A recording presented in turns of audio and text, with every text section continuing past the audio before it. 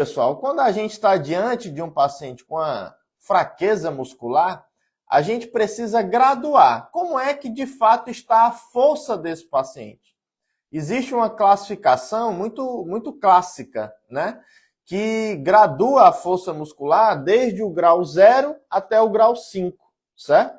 Sendo o grau 0 aquele paciente com o máximo de fraqueza muscular e o grau 5 aquele paciente com a força muscular preservada, né? Ou seja, vamos lá, fiquem muito atentos, digno de nota, né? O que é o grau 0?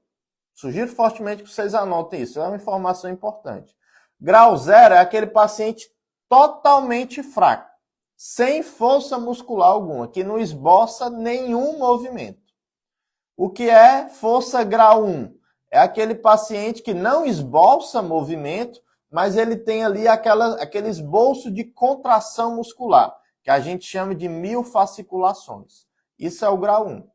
O que é o grau 2? É aquele paciente que esboça um mínimo movimento, certo? Mas que ele não consegue nem sequer vencer a gravidade. Ele não consegue elevar o membro, certo? O que seria o grau 3? Boa noite, Ronaldo. Muito bem-vindo, meu amigo. O que seria o grau 3? O grau 3 é aquele paciente que consegue vencer a gravidade, mas que ele não vence nem sequer uma mínima resistência. O que é o grau 4? É aquele paciente que vence pequenas resistências à ação do músculo. E o grau 5 é o paciente que vence grandes resistências, ou seja, é o paciente com a força muscular preservada.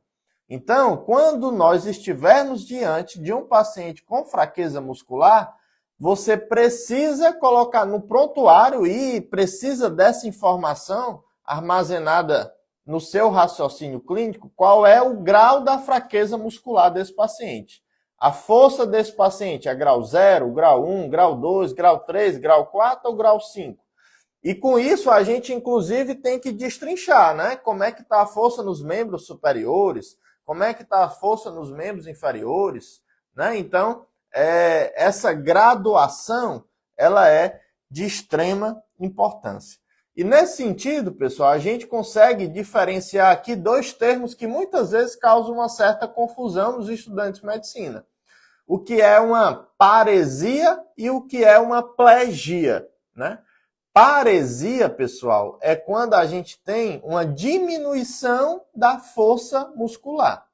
E plegia é quando eu tenho uma ausência de força muscular.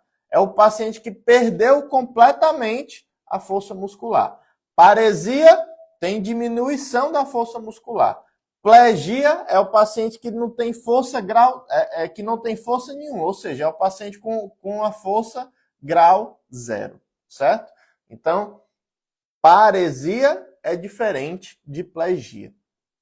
Além disso, pessoal, a gente precisa detalhar um pouco mais na nossa história clínica e principalmente no nosso exame físico as características desta fraqueza muscular. Existem algumas classificações que são importantes que eu quero passar aqui para vocês. Como, por exemplo, eu preciso identificar na história clínica e no exame físico se a fraqueza muscular desse paciente ela é localizada, ela se restringe ao membro, ao braço direito, ao braço esquerdo, à perna direita, à perna esquerda, ou se ela é uma fraqueza disseminada, certo? Ou seja, eu preciso diferenciar uma fraqueza localizada de uma fraqueza disseminada, certo? Nesse sentido, pessoal, a gente pode até detalhar um pouco mais, né? A gente precisa saber diferenciar o que seria, por exemplo, uma monoparesia, de uma hemiparesia, de uma paraparesia, de uma tetraparesia, certo? Então, nesse sentido, nessa questão da gente diferenciar se é algo localizado, se é algo disseminado, vem à nossa mente a diferenciação desses termos, né? O que é uma monoparesia, uma hemiparesia, uma paraparesia e o que é uma tetraparesia. Monoparesia, pessoal, é quando existe um membro que não está funcionando adequadamente. É quando existe uma fraqueza muscular localizada em um membro. Isso é uma monoparesia. Uma hemiparesia, uma manifestação clássica, por exemplo, dos AVCs, das lesões expansivas no sistema nervoso central, uma hemiparesia é algo dimediado. Ou seja, eu tenho uma redução da força no braço esquerdo e na perna esquerda. Ou no braço direito e na perna direita. Isso é o que a gente chama de hemiparesia. Certo? Ou seja, hemiparesia é algo dimediado. Braço e perna esquerda ou braço e perna direita. Ok? O que seria, pessoal, uma paraparesia? Paraparesia é quando apenas os membros inferiores estão com a perda de força muscular. Isso, por exemplo, na maioria das vezes, né, principalmente se acompanhado de um nível sensitivo, de alterações esfincterianas, nos faz lembrar fortemente de uma síndrome medular, certo? Paraparesia. O que é uma paraparesia? Diminuição de força nos membros inferiores, estando os membros superiores normais, certo? Isso é o que a gente chama de paraparesia. O que é uma tetraparesia? Que aí já seria uma perda de força muscular disseminada. É uma diminuição de força nos 4 membros, né? Ou seja, uma tetraparesia. Redução de força nos 4 membros.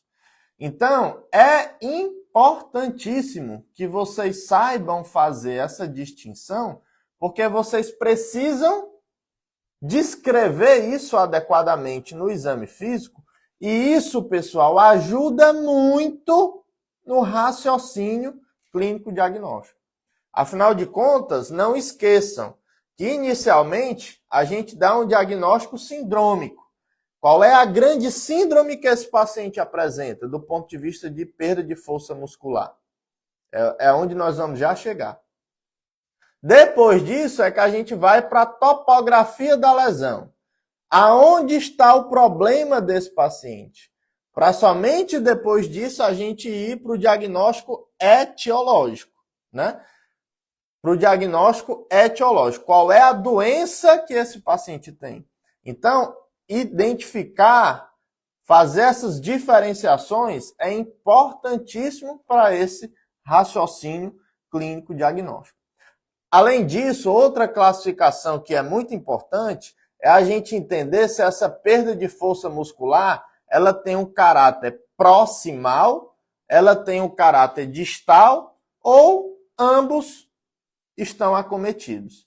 O paciente que tem uma perda de força, principalmente da musculatura proximal, uma condição que é clássica, por exemplo, das doenças do músculo, das doenças musculares propriamente ditas, são aqueles pacientes que têm uma diminuição de força daquilo que a gente chama de cintura escapular e cintura pélvica.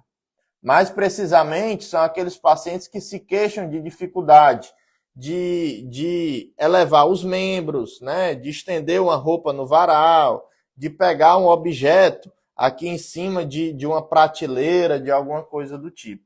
Isso é como se caracteriza a fraqueza da cintura escapular. A fraqueza da cintura pélvica, geralmente o paciente se queixa de quê? De dificuldade de se levantar de uma cadeira, dificuldade de subir uma calçada, dificuldade de subir escadas, né? E é assim que se caracteriza uma fraqueza da cintura pélvica. E essas características compõem aquilo que a gente chama de uma fraqueza proximal, que é um padrão típico, por exemplo, das doenças musculares. Um exemplo clássico, a polimiosite, a dermatomiosite. Certo? Mas essa perda de força ela pode ser distal, né? Distal. E, nesse sentido, qual é a característica clínica dessa perda de força distal? o paciente perde aqueles movimentos finos.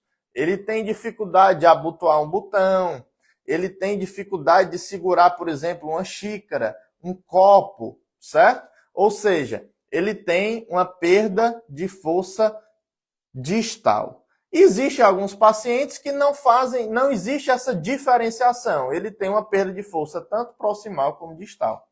Isso, pessoal, parece uma coisa assim muito técnica, né? Que realmente essa abordagem aqui da fraqueza muscular acaba trazendo consigo aqui muitos termos técnicos, mas é extremamente importante que vocês entendam isso, né? Tanto para que vocês descrevam isso adequadamente no prontuário do paciente, mas principalmente, que é o meu papel aqui, para que isso ajude no raciocínio clínico diagnóstico de vocês.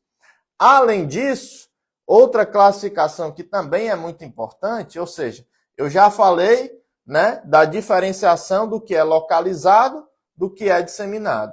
Eu já falei da diferenciação daquela fraqueza proximal, daquela fraqueza distal. E agora eu vou mostrar para vocês que tem importância a gente saber se essa alteração da força muscular, ela é simétrica ou ela é assimétrica. A perda muscular, a perda da força, ela é simétrica em relação aos membros superiores, em relação aos membros inferiores, ou ela é mais importante de um lado do que do outro? Se eu tenho uma hemiparesia, essa hemiparesia ela tem um predomínio braquial, ou seja, no braço, ou crural, ou seja, na perna. Ou seja, eu preciso saber se é algo simétrico. Se o que acontece de um lado, acontece do outro também. Eu preciso saber se é assimétrico, se há um predomínio da perda de força muscular em algum dos membros. Então, é dessa forma que a gente classifica uma perda de força muscular. Primeiro passo, pessoal, recapitulando, a gente tem que graduar. Como é que está a força? Grau 0, grau 1, grau 2, grau 4, grau 5. Além disso, a gente precisa o quê? Saber se é localizado, se é disseminado.